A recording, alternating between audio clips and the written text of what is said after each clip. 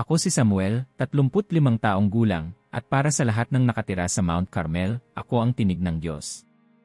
Sa bawat linggo, umaalingaw ang aking boses sa lumang simbahan ng Christ Evangelical Church, umaabot hanggang sa kalsada kung saan ang mga bata ay naglalaro at ang matatanda ay nagtitinda ng tinapay sa harap ng mga bahay. Ako ang gabay, ang sandigan, at madalas, ang pinuno ng mga diskusyon. Sa maliit naming bayan, hindi uso ang pagiging tahimik. Dito, ang pananampalataya ay isinisigaw, hindi ibinubulong. Bago tayo magsimula, i-like mo na at mag-subscribe dahil may mga bagay dito na kailangan mong malaman bago pa ang iba. Samuel, sigurado ka bang okay na ang sermon mo para bukas? Tanong ni Rebecca, ang aking asawa, habang inaayos ang damit ko sa harap ng salamin. Ngumiti ako at kinuha ang aking Biblia mula sa lamesa. Mahal, ilang taon ko na itong ginagawa. Ang mensahe ko ay para sa lahat ng nangangailangan ng liwanag, lalo na sa mga patuloy na nabubuhay sa anino ng tradisyon. Tumango siya, taglay ang tiwala na palagi kong minamahal sa kanya. Sa aming bahay, tahimik lang ang gabi. Ngunit sa labas, alam kong nag-aabang ang buong bayan sa susunod kong ituturo. Napapansin ko ang pagdami ng mga kabataan sa aming simbahan. Sila ang pinakaunang pumupuno ng mga bangko, umaawit ng mga papuri na tila bumabasag sa mga lumang bintana. Sumasayaw ang kanilang mga paa, pumapalakpak ang mga kamay, at parang tumutugon ang langit sa kanilang sigasig. Sa kabilang panig ng plaza, naroon ang Our Lady of Mercy, ang simbahan ng mga Katoliko. Tahimik ito tuwing gabi, tanging ang amoy ng insenso, at mumunting kandila ang nagpapatunay na buhay pa ito. Ngunit para sa akin, isa itong paalala ng pagkabulok, ng paniniwala sa mga rebulto at ritual na walang kapangyarihan. Hindi ko maikakailang kinikilabutan ako tuwing napapadaan ako roon, lalo na tuwing nakikita ko ang mga matandang babae na nagdadasal ng rosaryo, parang binubulong nila ang kanilang mga lihim sa mga figurang gawa sa kahoy. Rebecca, minsan iniisip ko kung bakit hindi na lang nila subukang manalangin ng direkta kay Kristo, bulong ko minsan habang naghahanda ng tsaa sa kusina. Alam mo naman ang sagot, mahal. Natatakot silang bitawan ang nakasanayan. Pero tayo ang inaasahan nilang magdala ng pagbabago, sagot niya, mahina pero puno ng tapang. Tumingin ako sa kanya, at sa sandaling iyon, lalong lumalim ang apoy sa dibdib ko. Hindi ako natatakot magsalita ng totoo, at alam kong kailangan ito ng bayan namin. Sa tuwing humahawak ako ng mikropono, parang sumasabay ang hangin sa boses ko. Mga kapatid, simula ko sa isa sa mga pinakamaalalang sermon ko, walang ibang tagapamagitan kundi si Kristo. Ang lahat ng rebulto, larawan, at kandila ay walang kakayahang iligtas kayo. Pumunta kayo kay Jesus, hindi sa sinuman o anumang gawa ng tao. Sa likod ng mga salita ko, naramdaman kong tumataas ang sigawan ng mga kabataan, at ang mga matatanda ay nagsasalitang nagkakatinginan, parang nakahanap sila ng bagong sundalong mamumuno sa kanilang laban. Ang mga salita ko ay parang apoy na hindi nila mapigilan. Matapos ang serbisyo, nilapitan ako ng isa sa mga pinakamatagal ng miyembro ng simbahan. Pastor Samuel, salamat po sa mensahe niyo. Lalo po akong naliwanagan. Tama po kayo, walang ibang daan kundi kay Kristo. Lahat tayo ay tinawag na magliwanag, kapatid. Huwag kang matakot magtanong, sagot ko habang mahigpit ang pagkakahawak ko sa kanyang balikat.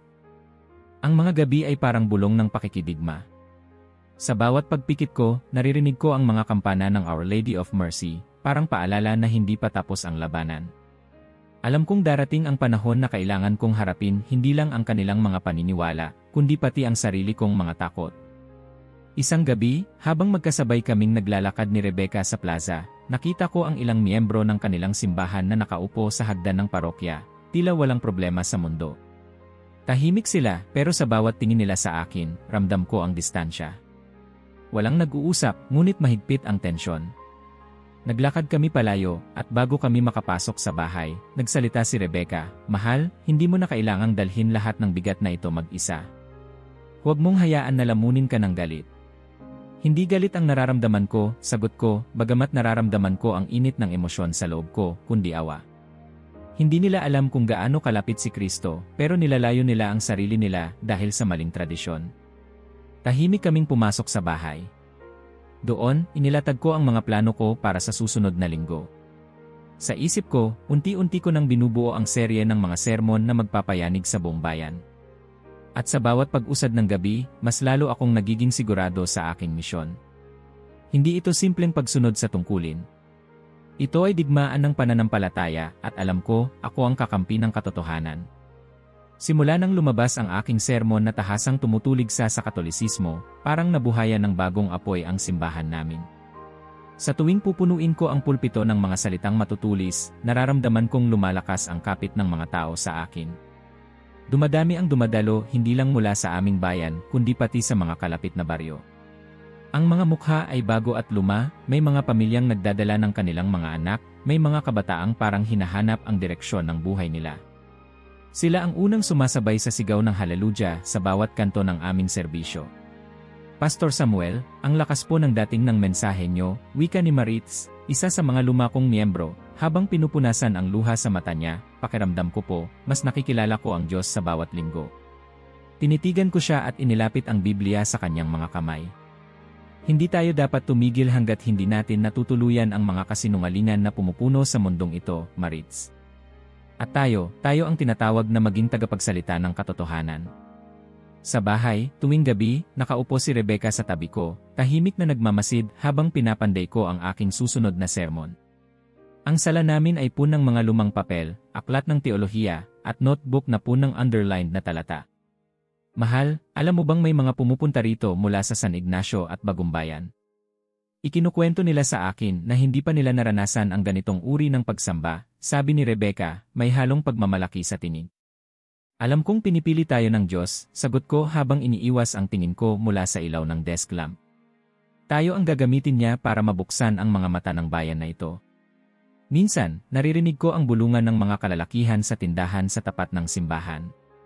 Narinig mo ba ang sermon ni Pastor Samuel? Tanong ng isa habang sumisimsim ng kape. Grabe!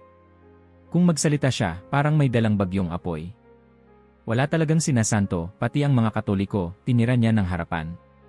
Minsan naman, napadaan ako sa harap ng simbahan ng Our Lady of Mercy. Naroon ang ilang matatandang babae, nakayuko, tahimik na nagdarasal ng rosaryo. Ang ilan ay napatingin sa akin, may halong takot at pag-aalinlangan sa kanilang mga mata. Ang ilan ay nagkrus, parang pagtataboy ng masamang espiritu. Samuel, bulong ni Rebecca habang kami naglalakad pa uwi, hindi mo ba nakikitang natatakot na ang mga tao? Lalo na iyong mga matagal ng Katoliko. Pero hindi mo dapat pigilan ang sarili mo. Alam mo kung anong tama. Tumango ako. Kung kailan nagkakagulo, doon mo malalaman kung sino talaga ang nasa liwanag. At tayong dalawa, mahal, hindi tayo pwedeng umatras. Lumipas ang mga linggo, at bawat linggo, mas tumitindi ang aking mga salita. Hindi na lang ako nagbabanggit ng teolohiya. Sa harap ng daan-daang tao, itinataas ko ang aking Biblia, sumisigaw ng mga talata mula sa lumang tipan, pinapakita ang kikabulukan ng mga ritual ng Katolisismo, ang sinasabing pagkabulag ng mga sumasamba sa mga imahe. Sabi sa aklat ni Isaias, sigaw ko minsan, ang mga Diyos-Diyosan ay gawa ng tao, may bibig ngunit hindi nakapagsasalita, may mata ngunit hindi nakakakita. Bakit tayo magsasayang ng oras sa mga rebultong hindi naman makaliligtas? Lumapit kayo kay Kristo, huwag sa anino ng kahapon. Ang sigawan, ang palakpakan, parang alon ng apoy sa simbahan. May mga kabataang sumisigaw, Amen. Purihin ang Panginoon. Ang mga matatanda naman ay tumatangis, hawak ang kamay ng mga anak nila, parang sabik sa bagong pag-asa. Tuwing natatapos ang serbisyo, halos hindi na ako makalabas sa dami ng gustong makipagkamay o magpasalamat. Pastor, huwag po kayong titigil, bulong ng isang ama ng pamilya. Kailangan po namin ng gabay. Ang dami pong nalilito, lalo na ang mga bata. Ngunit hindi lahat ay natutuwa. Naririnig ko ang mga bulungan mula sa mga Katoliko sa bayan. Minsan, may mga nagdaraan sa harap ng aming simbahan na nagtataas ng kilay, may ilan na palihim na bumubulong habang nakatingin sa akin. Ngunit lalo lang akong ginanahan. Pakiramdam ko, may laban na nagaganap at ako ang pangunahing sundalo. Isang gabi, habang tinatapos ko ang outline ng panibagong serye ng sermon, lumapit si Rebecca at umupo sa tabi ko, inabot ang kamay ko. Mahal, sigurado ka ba na tama itong ginagawa mo? Baka masyado nang tumitindi ang tensyon sa bayan. Tumingin ako sa kanya, seryoso. Ito ang misyon natin, Rebecca. Hindi ako pwedeng umatras. Hindi lang ito tungkol sa pagtuturo, tungkol ito sa pagliligtas ng mga kaluluwa mula sa kasinungalingan.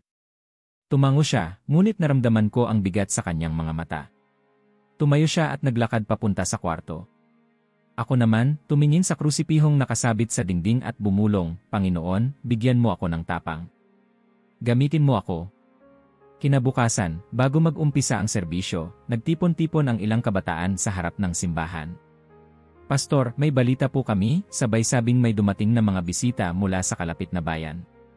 Gusto raw nilang makinig ng sermon ko. Nagulat ako ngunit natuwa. Sige, papasukin nyo. Lahat ay welcome dito. Nagsimula ang serbisyo. Sa gitna ng pag-awit at palakpakan, naramdaman ko ang pagtaas ng enerhiya sa paligid. Nang umakyat ako sa pulpito, nakita ko ang ilang bagong mukha, mga kabataang may dalang kwintas na may krusipiho, ilang matatandang parang may halong kaba at galit. Naisip ko, narito sila para magmatsyag, para makita kung sino ang nangahas na hamunin ang kanilang tradisyon. Mga kapatid, ngayong araw, ibubunyag natin ang mga katotohanang matagal nang tinatago sa dilim. Sigaw ko. Huwag kayong matakot na bumitaw sa maling tradisyon. Lumapit kayo sa liwanag. Sa kalagitnaan ng sermon, biglang may narinig akong mahinang iyak sa dulo ng simbahan. Isang batang babae, yakap-yakap ng kanyang nanay, umiiyak. Nilapitan sila ng isa sa mga usher at kinausap. Mabilis na kumalat ang bulong-bulungan sa loob ng simbahan. Pastor, tawag ng usher matapos ang serbisyo, natakot daw po ang bata dahil narinig niyang masusunog daw ang mga sumasamba sa rebulto. Nadinig daw po niya yon kanina. Napatigil ako. May biglang bumigat sa dibdib ko, ngunit pinigilan ko ang sarili ko na mag-alinlangan. Kailangan lang nilang maintindihan ang katotohanan, bulong ko kay Rebecca. Ngunit pag-uwi namin, hindi siya mapakali. Mahal, hindi ba masyado nang mabigat ang mga salita mo? Baka hindi na nila kayang dalhin. Rebecca, ito ang tawag sa atin. Kung magpapadala tayo sa emosyon ng tao, paano natin mababago ang bayan? Hindi na siya sumagot. Tahimik ang gabi, ngunit ako, hindi mapakali. Habang nakahiga, iniisip ko ang bawat mukha, bawat sigaw ng i-amen, at bawat matang natatakot o nagagalit sa tuwing dumadaan ako sa kalsada. Kinabukasan, muling nagtipon ang mga elder ng simbahan.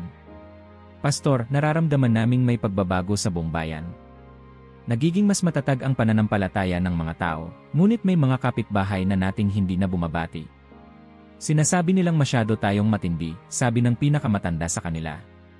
Wala tayong dapat ikatakot, sagot ko, ang mahalaga, ginagawa natin ang tama. Kailangan lang nating maging matatag.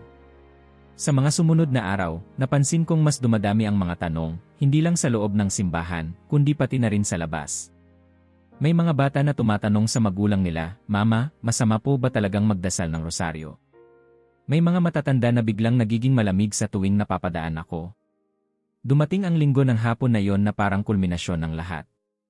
Habang binabalikan ko ang mga sermon, naramdaman kong hindi na sapat ang mga salita. Kailangan ng isang kilos, isang patunay na hindi ako natatakot tumindig sa harap ng sinasabi kong kasinungalingan. Habang nakaupo ako sa tabi ni Rebecca, tiningnan ko siya sa mata. Mahal, may gagawin ako. Hindi na pwedeng puro salita lang. Kailangang may makita sila na hindi lang tayo puro sigaw. Kailangan nilang malaman na handa akong harapin ang anumang pagsubok para sa katotohanan. Tumingin siya sa akin, may halong takot at suporta. Sigurado ka ba, Samuel? Hindi na ito biro. Tumayo ako, at sa unang pagkakataon, naramdaman ko ang kapayapaan na dulot ng tapang. Mahal. Ito ang kailangan kong gawin. Sa gabing iyon, habang tulog na ang buong bayan, naglakad ako papalayo sa aming simbahan, dala ang aking Biblia at ang bigat ng misyon sa dibdib. Hindi ko pa alam ang eksaktong gagawin ko, ngunit sigurado ako na hindi na ako babalik sa dati. Ang pakiramdam ko, ito na ang simula ng tunay na labanan, hindi lang sa pagitan ng relihiyon, kundi sa pagitan ng liwanag at dilim. Bagsak ang gabi sa Mount Carmel at parang sumabog ang langit sa mga bituin. Mainit pa ang dugo ko mula sa huling sermon, mas maapoy, mas tahasan kaysa dati. Ang buong simbahan ay umalingaw-ngaw sa sigaw ko. Hindi kayo maliligtas ng mga estatwa. Wala nang ibang tagapamagitan kundi si Kristo. Lahat ay tumindig, pumalakpak, at may ilan pang halos umiyak sa sobrang init ng mensahe. Puno ang puso ko ng di maipaliwanag na lakas, parang kayang-kaya kong gapiin kahit sinong harapin ko. Pag-uwi ko, tahimik si Rebecca. Nagliligpit siya ng mga tasa, dinig ko ang paglagitik ng porselana. Hindi ko alam kung pagod siya o nag-aalala, ngunit hindi ko na yon inintindi. Ang utak ko ay abala, parang may bulong na nagtutulak sa akin, hindi sapat ang salita. Kailangan ng kilos. Binuksan ko ang lumang drawer at kinuha ang aking Biblia. Isinuksok ko ito sa bag, dahan-dahan akong lumabas ng bahay. Nilingon ko si Rebecca na natutulog na sa sofa at siniguradong tahimik ang bawat hakbang ko. Malamig ang hangin pero mainit ang ulo at dibdib ko. Nilakbay ko ang daan patungo sa plaza ng bayan, kung saan tahimik ang lahat maliban sa mahihinang huni ng kuliglig. Dumaan ako sa ilalim ng post ng ilaw na pumapawi sa dilim. Sariwa pa sa isip ko ang mga huling tanong ng kabataan, "Pastor, paano po kung totoo ang sinasabi ng Katoliko?" Ngumisi ako, sinabing, "Kailangan niyong maniwala sa liwanag, hindi sa anino." Tumayo ako sa harap ng Our Lady of Mercy Parish. Ang matandang simbahan ay tila natutulog, nilamon ng anino. Ngunit sa kabila ng katahimikan, ramdam ko ang bigat ng kasaysayan at pananampalataya sa bawat bato, bawat paso ng bulaklak. Tiningnan ko ang malaking pinto, nakasarado. Alam ko, sa gilid may lumang pinto na madalas di nakakandado, ang lakidado. Nilapitan ko yon, marahang tinulak. Umalinggaw ang langit-ngit ng kahoy, sumalubong sa akin ang malamig na amoy ng insenso, wax, at lumang bulaklak. Pumasok ako, mahigpit ang hawak ko sa bag na may Biblia. Sa gitna ng kadiliman, ang tanging liwanag ay galing sa ilang pulang kandila sa gilid ng altar. Ang hangin ay mabigat, parang may bantay na di nakikita. Sa bawat yapak ko, umuugong ang tunog ng sapatos sa lumang sahig. Nasa harapan ko na ang altar ng mahal na ina ng awa, isang lumang rebulto, gawa sa kahoy, may mga bitak na tila patak ng luha, nakadamit ng asul at puti. Nilapitan ko siya, ramdam ang kirot at panghahamon sa dibdib. Tumayo ako sa harapan ng rebulto, tiningnan ang malamlam na mukha, ang mapagkumbabang ngiti, ang mga kamay na parang nag-aanyaya. "Ikaw," bulong ko, tinutok ang daliri sa kanya. "Isang rebulto. Ano bang kaya mong gawin?" Lahat ng pumupunta rito, nag-aalay ng kandila, nananalangin, umaasang madirinig mo sila. Pero ikaw ay kahoy. Walang buhay. Isang idolo na nagbibigay ng maling pag-asa. Nilakasan ko pa ang loob ko, hinugot ang Biblia, binuklat sa aklat ni Isaias, at binasa ng malakas, para bang gusto kong gisingin ang mga espiritong natutulog sa simbahan. Ang mga Diyos-Diyosan ay gawa ng tao, hindi sila makapagsalita, hindi sila makalakad, at silang sumasamba sa kanila ay magiging gaya rin nila. Sigaw ko habang nanlilisik ang mata. Hindi mo kayang magligtas ng kaluluwa, Maria. Ikaw ay isang instrumento, isang babae lamang na pinili, ngunit hindi Diyos. Ang lahat ng kaluwalhatian ay kay Kristo lamang.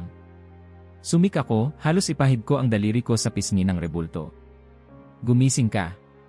Pakita mo sa akin na may silbi ka. Gawin mong himala ang katahimikan. Walang tunog kundi ang mahina at malungkot na pag-ugong ng hangin. Parang biglang lumalim ang gabi, sumikip ang paligid. Biglang naramdaman ko ang lamig, ngunit mas malakas ang init ng aking pagmamataas. Napangiti ako, halos natawa, isang mapanghamak na tawa na umalingaw sa bakanteng simbahan. Wala siyang magawa. Ako ang nanalo sa larong ito ng pananampalataya. Tumalikod ako, tinitigan muli ang altar, at tinapik ng marahan ang lamesa, iniwan ang mga salita ko na parang sumpa sa loob ng simbahan. Lumabas ako ng tahimik, isinara ang pinto ng lakidado. Habang naglalakad papunta sa sasakyan, ramdam ko ang tagumpay na parang apoy na bumalot sa buong katawan ko. Pinatakbo ko ang lumang kotse, sinindihan ang makina, at pinaandar ang radyo sa pinakamatunog na papuri. Nagsimulang umalingaw ang awit tungkol kay Kristo, habang sumisigaw ako, sumasabay sa musika, "Ikaw lamang, O Diyos, ang tagapagligtas ko." Ang kalsada palabas ng plaza ay bakante. Madilim, walang ibang sasakyan. Nagmaneho ako ng mabilis, hindi na iniisip kung may kasalubong ba o wala.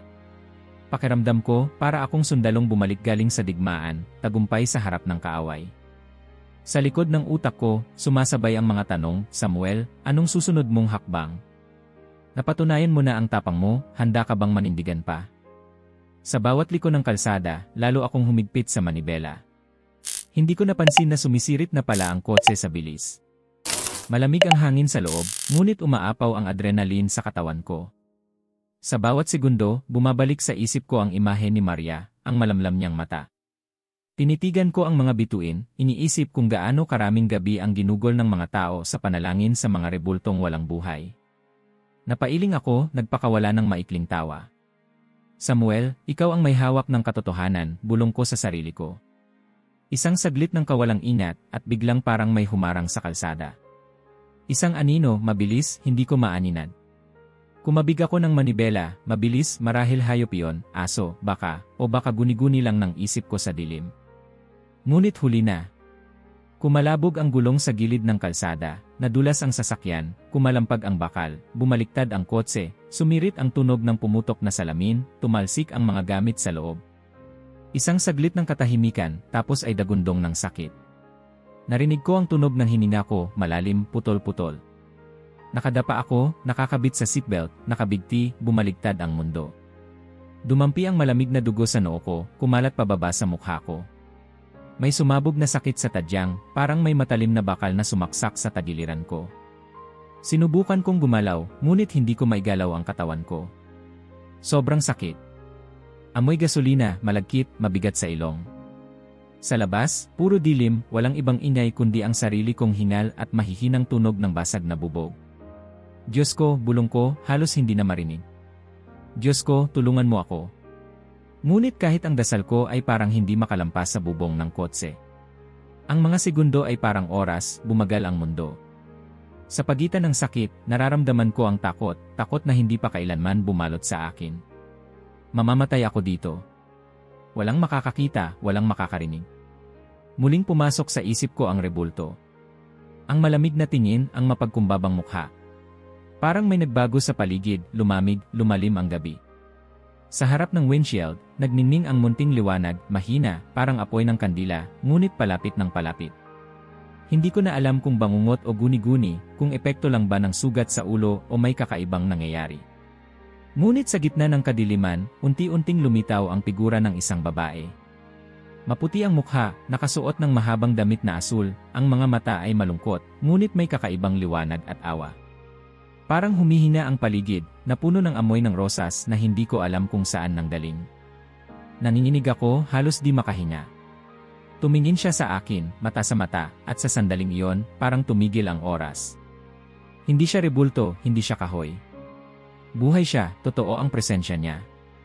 Walang sinabi, ngunit naramdaman ko ang bigat ng kanyang tingin, hindi galit, kundi habag. Ang huling narinig ko bago tuluyang bumagsak ang katawan ko sa pagod at sakit ay ang malambing na boses na, bagamat walang tunog, ay tumagos sa loob ng dibdib ko, Samuel, anak, narito ako. Sabay sumik ang kamay niya sa kabila ng basag na bintana.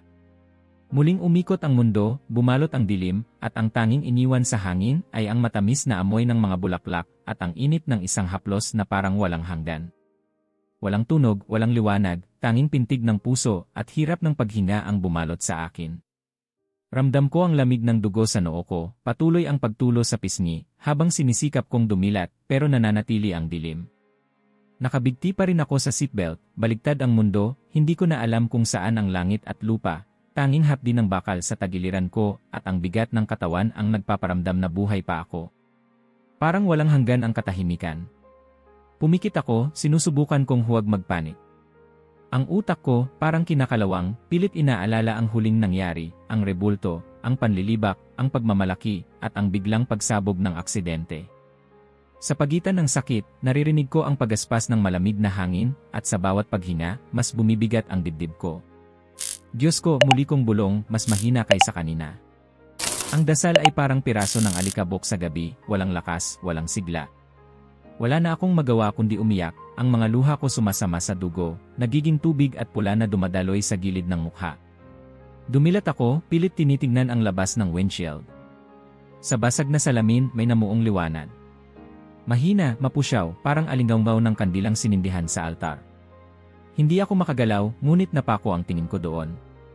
Unti-unting lumilinaw, humuhugis, hanggang makita ko ang figura ng isang babae, maputi ang mukha, ang buhok natatakpan ng mahabang belo na bughaw, ang mga mata malalim, puno ng awa, ngunit may pait ng pagdurusa. Hindi siya nagsalita. Lumapit lang siya, dahan-dahan, parang hindi tinatablan ng hangin o lamig. Ang bawat hakbang niya, parang musika na tahimik, ang paligid ko unti-unting pinuno ng amoy ng sariwang rosas. Hindi ko na namalayang umiiyak na ako ng malakas, pilit nilalabanan ang takot at hiya. Napasigaw ako, halos di ko makilala ang sarili kong boses. Ano ka? Bakit ka narito? Nanginginig ang mga kamay ko, hindi ko alam kung guni-guni lang ito, deliryo, o demonyo na nakadamit ng banal. Ngunit sa titig ng babae, natunaw lahat ng galit. Umupo siya sa gilid ng basag na bintana, hindi man lang natakot sa basag na salamin o amoy ng gasolina. Isang tingin lang niya, at parang nakita na niya lahat ng kasalanan ko, ang bawat paninira, bawat pangungutya, bawat sigaw ng pagmamataas. Ngunit walang galit, tanging malalim na habag, at isang pagmamahal na hindi ko alam kung paano ko matatanggap. Nagsalita siya, hindi sa tenga, kundi sa puso. Ang boses ay mahina ngunit malinaw, parang bulong ng hangin, mas totoo kaysa sa sakit ng sugat ko. Samuel, anak, hindi ako naparito upang parusahan ka. Hindi ko alam kung paano, ngunit bigla siyang lumapit. Inabot niya ang kamay ko, manipis, malamig ngunit malakas, may init na parang umapaw mula sa loob ko. Nang dumikit ang palad niya sa balat ko, naglaho ang takot. Napalitan ito ng kapayapaang hindi ko pa naramdaman kahit kailan. Tumigil ang hinga ko sa gulat. Sa gitna ng amoy ng dugo at gasolina, umalingasaw ang bango ng rosas, sariwa, malalim, parang daan-daang bulaklak ang sabay-sabay na mulaklak. Umiyak ako ng tahimik, parang batang iniwan sa dilim. Hinawakan ko ang kamay niya, pinilit kumapit kahit nanginginig, duguan. Hindi ako karapat-dapat, bulong ko, halos di marinig. Pinagtawanan kita. Nilapastangan kita. Nilabanan kita. Umiti siya, bahagya lang, ngunit puno ng pagmamahal. Ang awa ay para sa mga humihingi. Ang grasya ay para sa mga bumabagsak. Walang sermon, walang panunumbat, tanging yakap ng ina na nagpapatawad. Nakabitiw na ang katawan ko, parang lumulutang. Sa labas, naririnig ko na ang tunog ng sirena, pula at asul na liwanag na tumatama sa mga puno. Dumaan ang ambulansya, huminto ang mga gulong sa tabi ng kalsada. Narinig ko ang sigaw ng mga tao, ang pagtakbo ng mga paa, ang pagbukas ng pinto ng kotse. May tao dito. Buhay pa siya, sigaw ng isa sa mga boses ng lalaki, habang hinahatak nila ang pintuan. Ngunit bago ako tuluyang mahila palabas ng sasakyan, naramdaman ko pang muling pinisil ng babae ang kamay ko. Samuel, hindi ito ang katapusan. Ito ang simula. Sa isang iglap, naglaho siya. Ang iniwan lang niya ay ang amoy ng rosas at ang damdamin ng isang lihim na pangako na hindi ko pa maintindihan. Binuhat ako ng mga rescuer, pinunit ang seatbelt, inangat ang katawan ko sa stretcher. Umiiyak pa rin ako, hindi na dahil sa sakit ng sugat, kundi sa bigat ng damdamin na parang pinitas ang puso ko mula sa dati nitong anyo. Sa ambulansya, nilapatan nila ako ng oxygen mask, nilagyan ng benda ang ulo at dibdib. Sir, makinig po kayo, malakas na tinig ng isang medic, naririnig niyo po ba ako? Tumango ako, pilit nagtatago ng luha. Tiningnan ko ang mga mata nila, may halong gulat at pagkamangha. Parang hindi sila makapaniwala na buhay pa ako, na nakakapagsalita pa, na walang naipit na bakal sa baga ko. Wala silang alam sa kung anong tunay na nangyari, kung gaano kalapit ang kamatayan, at kung gaano kalapit ang awa ng langit sa gabing iyon. May babae, bulong ko, pero naputol agad, pinilit ng isa pang medic na ipikit ko ang mga mata ko. Mamaya na po kayo magsalita, mahalaga ang pahinga nyo.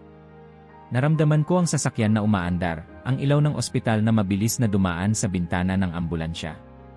Sa bawat pag-ikot ng gulong, paulit-ulit bumabalik sa isip ko ang mga pangyayari, ang rebulto, ang galit ko, ang aksidente, at higit sa lahat, ang mga mata ng babaeng iyon. Sa emergency room, dinig ko ang sigawan ng mga nurse, ang pagkadismaya ng doktor. Saan kayo kumuha ng ganyang sugat? Paano siya nakaligtas dito? Malabo ang paligid, nagdidilim ang paningin ko, ngunit sa bawat pagdampi ng malamig na hangin sa balat ko, muling bumabalik ang halimuyak ng rosas. Habang nilalapatan nila ako ng lunas, naramdaman ko ang katahimikan. Hindi katahimikan ng kamatayan, kundi ng pag-asa ng simula ng bagong buhay. Walang sermon na magpapaliwanag, walang teolohiya na tatapat sa nakita ko. Ang lahat ng ipinagmamalaki ko noon, tinangay ng gabi. Sa kabila ng lahat ng ito, alam kong hindi ko na kayang bumalik sa dati. Bago ako tuluyang nawalan ng ulirat sa sakit at pagod, isang tanong lang ang tumatak sa isip ko, sino ba talaga siya? At bakit, sa lahat ng gabing iyon, ako ang pinili niyang iligtas? 3 araw na akong nasa ospital, at tila walang hanggan ang bawat oras. Wala akong ibang naririnig kundi ang ingay ng makina, mahinang yabag ng mga nurse, at bulungan ng mga doktor sa labas ng pinto. Nakahiga ako, pilit na binubuo ang mga piraso ng alaala, ang rebulto, ang aksidente, ang babae sa asul, at ang mga salitang bumalot sa gabi. Parang pelikula ang lahat, hindi ko alam kung alin ang totoo at alin ang bunga ng sugat, takot, at pagkapahiya. Isang umaga, dumating si Rebecca. Maputla ang mukha, nakakunot ang noo, dala ang isang lumang balabal. Umupo siya sa tabi ko, mahigpit ang hawak sa mga daliri ko. Walang kausap na nurse o doktor, kami lang, tahimik, parang may pader na hindi matibag sa pagitan naming dalawa. Samuel, mahinang tawag niya, ano ba talaga ang nangyari? Sabi ng mga tao, himala raw ang pagkakaligtas mo. Pero may mga bulong-bulungan. Ikaw daw, sumigaw tungkol sa babae sa asul. Totoo ba? Suminghot ako, pinilit maging matatag. Hindi ko alam kung paano ipapaliwanag, Rebecca. Alam mo kung gaano katindi ang galit ko sa simbahan ng Katoliko, sa kanilang mga tradisyon. Alam mo lahat ng tinuro ko. Pero gabing yon, doon sa kotse, may nangyari na hindi ko maikakaila. Hindi ako nag-iisa. May babaeng dumating, hindi rebulto, hindi guni-guni. Tunay siyang buhay. Hinawakan niya ang kamay ko. Binigyan niya ako ng kapayapaan na hindi ko pa naranasan kahit kailan. Tumayo siya, inabot ang bag ko, nilapag sa tabi ng kama. Samuel, baka naman deliryo lang yon. Sobrang lakas ng tama ng ulo mo.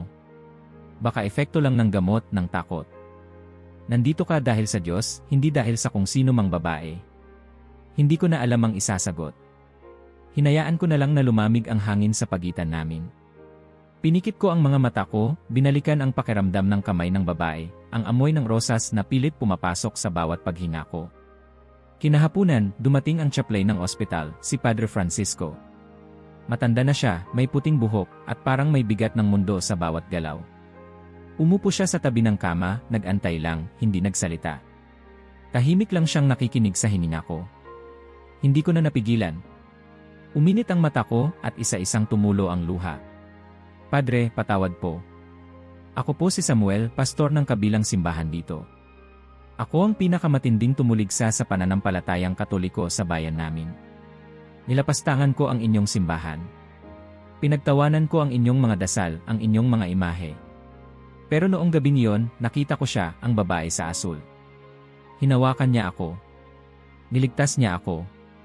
Paano po nangyari yon? Hindi agad sumagot si Padre Francisco. Hinawakan niya lang ang balikat ko, marahang pinisil. Anak, minsan, kailangang mahulog muna tayo mula sa ating kabayo bago natin makita ang liwanag. Ang awa ng Diyos ay hindi limitado sa ating pagkaunawa. Ang babae sa asul na nakita mo ay ang ina ng Diyos. Hindi siya dumating para hiyain ka, kundi para ipakita ang pagmamahal at awa ng kanyang anak. Anak, sa pinakamasakit mong gabi, doon ka pinili ng langit. Natulala ako, hindi alam ang mararamdaman. Sinubukan kong tumawa pero mas lumabas na hikbi. Dumating si Rebecca kinagabihan, dala ang lumang rosaryo ko na regalo pa ng lola ko dati, nakatago sa bowl ng mga alaala. Nilapag niya ito sa mesa, hindi umiimik. Nakaupo siya sa gilid ng kama, nakapako ang tingin sa dingding. Samuel, anong balak mo? Balak mo bang isuko lahat ng pinanindigan mo? Lahat ng itinuro natin? Ano na ang mangyayari sa simbahan? Tumingin ako sa kanya, mahina ang tinig. Hindi ko alam. Alam ko lang, hindi ko na kayang itanggi ang totoo. Hindi ko kayang bumalik sa dati, parang walang nangyari. Alam kong babagsak lahat, baka mawala ako sa lahat ng nakasanayan natin. Pero hindi ako natatakot. May kapayapaan na hindi ko maintindihan. Umiling si Rebecca, lumuluha. Niloko mo ako. Pinagpalit mo ang ating misyon. Hindi ko na alam kung sino ka. Wala na akong nasabi. Hinayaan ko siyang lumabas ng silid, iniwan akong mag-isa. Sa gabing iyon, pinikit ko ang mga mata ko, dinampot ang rosaryo. Hindi ko alam kung paano magdasal ng Hail Mary, pero hinawakan ko lang ito, inalala ang lambing ng kamay ng babaeng iyon. Hindi ko na naramdaman ang bigat ng galit o hiya, tanging katahimikan lang, parang yumakap ang gabi. Kinabukasan, pumasok ang ilang leader ng simbahan namin. Hindi nila masabi ng diretsahan, pero malinaw ang mensahe, hindi na ako ang pastor. Samuel, kailangan mong magpahinga. Marami na ring natatakot, may nagagalit. Kailangan natin ng ibang leader ngayon. Tahimik lang akong tumango. Hindi ko na kaya pang makipagtalo. Sa araw na yon, bumalot ang ulap ng kahihiyan sa akin. Nawalan ako ng posisyon, bahay, misyon.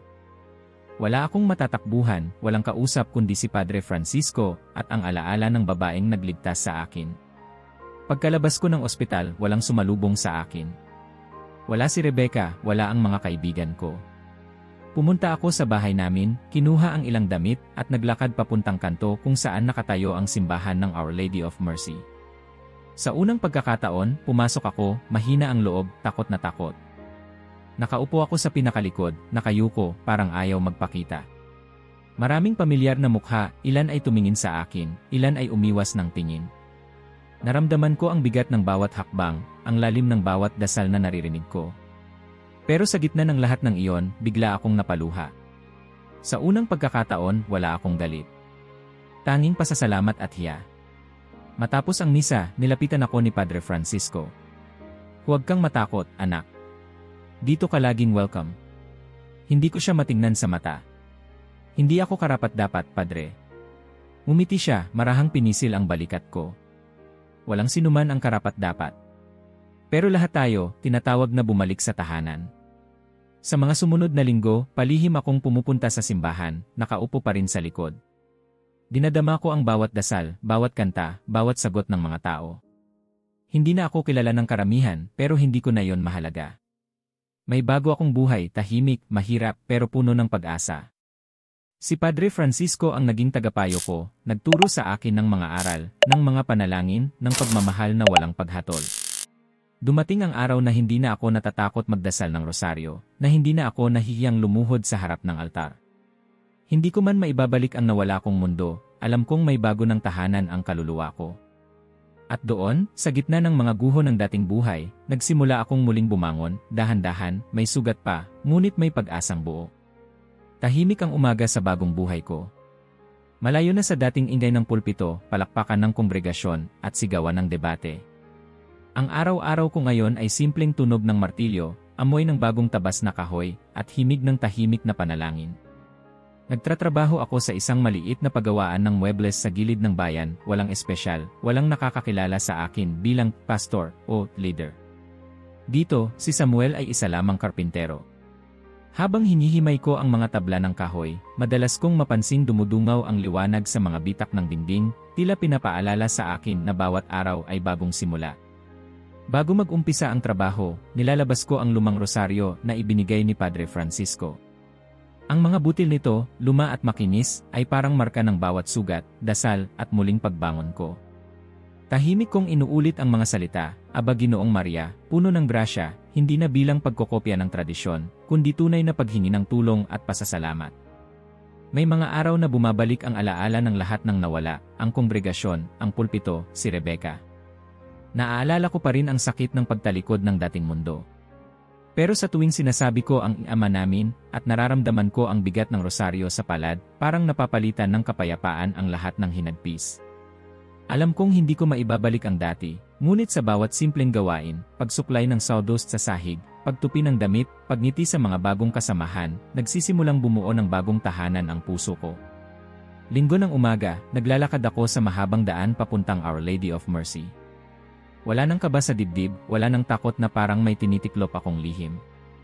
Ang simbahan ay punang liwanag, may mga batang tumatakbo sa labas, may mga matandang nag-aalay ng bulaklak, at may mga kabataang sumasabay sa kanta ng misa. Lahat ay ordinaryo, ngunit para sa akin, bawat sandali ay milagro. Pagpasok ko sa simbahan, tumigil ako sa pintuan. Huminga ng malalim, hinayaan ang malamig na hangin na hugasan ang alinlangan. Umupo ako sa bandang likod, tulad ng dati. Pero ngayon, hindi na ako nagtatago. Ang bawat kanta, bawat tugtog ng organo, bawat amen ng mga tao ay parang kasabay ko na sa pag-awit ng pasasalamat. Matapos ang misa, nilapitan ako ni Padre Francisco. Ngumiti siya, may kumpas ng ama at kaibigan. Anak, handa ka na ba? Bulong niya, sabay hawak sa balikat ko. Tumango ako, hindi na nanginginig. Padre, sa wakas, alam ko na ang ibig sabihin ng bahay. Hindi ito lugar o titulo, kundi yakap ng pagmamahal na hindi sumusukat, hindi nanghuhusga. Sa gabi ng Easter Vigil, sa gitna ng kandila at awit, tinanggap ko ang binyag, kumpil at Eukaristya. Sa bawat dasal ng pari, sa bawat sagot ng mga tao, pakiramdam ko bumabalik ang bawat segundo ng dating buhay ko, ang galit, ang tapang, ang pagmamataas, ang gabi ng aksidente. Pero lahat iyon, parang nilinis ng tubig at liwanag ng gabi. Nang tumanggap ako ng Eukaristya sa unang pagkakataon, nadama ko ang kagalakan na higit pa sa alinmang haleluya na naisigaw ko noon. Tahimik, payapa, parang sinuklian ng Diyos ng yakap ang bawat sugat at pag-iyak ko. Kinabukasan, nagbalik ako sa pagawaan. Walang nagbago sa mundo, may mga sirang silya, may bagong order, may alikabok pa rin sa hangin. Ngunit sa loob ko, parang may bagong ilaw na hindi kayang patayin ng anino ng kahapon. Lumipas ang ilang linggo, naramdaman kong panahon na upang harapin ang huling sugat ng nakaraan. Isang hapon, habang papalubog ang araw, bumalik ako sa parokya ng Our Lady of Mercy. Tahimik na lumapit ako sa altar ng mahal na ina ng awa. Matagal ko siyang tinitigan, ang parehong imahe na minsan kong kinutya, na minsan kong pinagsarhan ng puso. Walang ibang tao sa simbahan, tanging tunog ng mga ibon sa labas at mahihinang yabag ng ilang naglilinis. Lumuhod ako sa harap ng rebulto, tahimik na nilapag ang kamay sa malamig na marmol ng altar. Walang salitang lumabas, ngunit lahat ng kirot, lahat ng pagsisisi, at lahat ng pasasalamat ay bumalot sa katahimikan. Muling bumalik sa isip ko ang gabing iyon, ang aksidente, ang amoy ng dugo at rosas, ang kamay na humawak sa akin sa pagitan ng buhay at kamatayan. Parang ramdam ko pa rin ang init ng palad niya, ang haplos ng isang inang hindi nagtanong, hindi nagalit, kundi basta minahal at iniligtas ang anak na ligaw. Salamat, inang nasa langit, bulong ko. Salamat sa hindi mo pagbitaw sa akin. Salamat sa pag-akay pabalik, kahit sa oras na ako mismo ang lumayo. Naluha ako, hindi ng kahihiyan kundi ng labis na pasasalamat. Alam kong hindi ko na kayang baguhin ang nakaraan, pero ang bawat araw na binibigay ng Diyos ay bagong pagkakataon para magmahal, magpatawad, at magpasalamat. Paglabas ko ng simbahan, bumati ang ilang miyembro ng parokya. Samuel, salamat sa pagbalik mo. Welcome ka rito, bati ng isang matandang babae na dati kong nakita sa Rosario. Ngumiti ako, at sa kauna-unahang pagkakataon, naramdaman kong hindi na ako dayuhan, hindi na ako tinik sa kanilang pananampalataya. Ako'y bahagi na ng isang pamilya, pamilyang pinagbuklod ng awa, ng panalangin, at ng pagmamahal ng inang nagligtas sa akin. Bumalik ako sa bahay, magaan ang pakiramdam, puno ng pag-asa. Isinabit ko ang rosaryo sa tabi ng higaan, humiga, at bago pumikit, sinambit ang huling dasal. Inang mahal, salamat sa hindi mo pagbitaw. Salamat sa pangakong tinupad ng Diyos sa pamamagitan mo. Ngayon alam ko, sa katahimikan ng bawat araw, hindi na kailanman mawawala ang kamay mong humawak sa akin sa dilim. If you made it this far, leave a like and subscribe. Because stories like this, you should be the first to know.